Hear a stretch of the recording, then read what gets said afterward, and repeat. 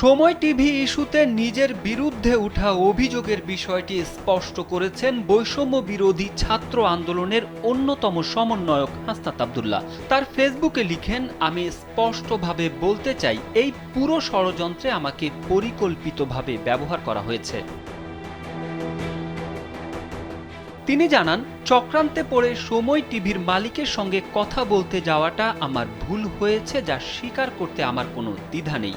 আমি গণমাধ্যমের স্বাধীনতায় বিশ্বাসী। সঠিক তথ্যের ভিত্তিতে অবশ্যই যে কোনো গণমাধ্যম আমার বা আমাদের বিরুদ্ধে লিখবে। সেটা প্রতিষ্ঠিত করার জন্য আমরা আন্দোলন করেছি, রক্ত দিয়েছি।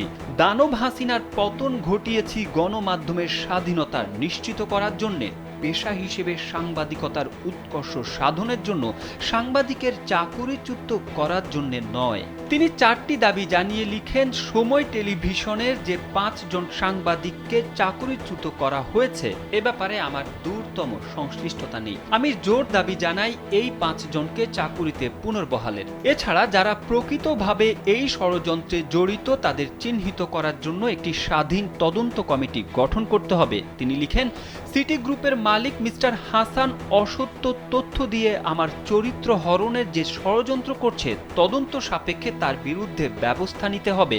এছাড়াও তিনি বলেন, বিবিসির প্রতিবেদন প্রকাশের পর মিস্টার হাসান বারবার বিভিন্ন প্রতিবেদককে দিয়ে আমার সাথে বারবার আলোচনার প্রস্তাব দিয়ে যাচ্ছেন। সেগুলোর সপক্ষে আমার কাছে পরিষ্কার প্রমাণ রয়েছে। আমি তাদেরকে বলেছি, উনি যদি বিবিসিকে এমন বক্তব্য না দিয়ে থাকেন সেক্ষেত্রে গণমাধ্যমে প্রতিবাদ পাঠাতে। নিজের অবস্থান তুলে ধরে হাসনাত লেখেন, আমি কখনো কোনো ষড়যন্ত্রের অংশ ছিলাম না এবং গণমাধ্যমের স্বাধীনতায় আমি দৃঢ়ভাবে বিশ্বাস করি। আমি সব সময় গণতন্ত্র, ন্যায় বিচার এবং গণমাধ্যমের স্বাধীনতার পক্ষে দাঁড়িয়েছি, ভবিষ্যতেও দাঁড়াবো। এই ঘটনার তদন্ত প্রক্রিয়ায় আমি পূর্ণ সহযোগিতা করতে প্রস্তুত। মূলত সিটি গ্রুপ এবং সময় টিভির অভ্যন্তরীণ দ্বন্দ্বে আমাকে জড়িয়ে তাদের স্বার্থ হাসিলের নোংরা চেষ্টা করা হয়েছে। হাসনাত দাবি করেন, আমি অনুরোধ করছি, মিথ্যা এবং ভিত্তিহীন অভিযোগের মাধ্যমে আমার ব্যক্তি ও সামাজিক অবস্থান ক্ষুণ্ণ করার চেষ্টা বন্ধ করা হোক। গণমাধ্যমের স্বাধীনতা রক্ষায় এবং এই ষড়যন্ত্রের শিকার সকলের ন্যায্য অধিকার নিশ্চিত করতে আমরা সবাইকে একসঙ্গে কাজ করার আহ্বান জানাই।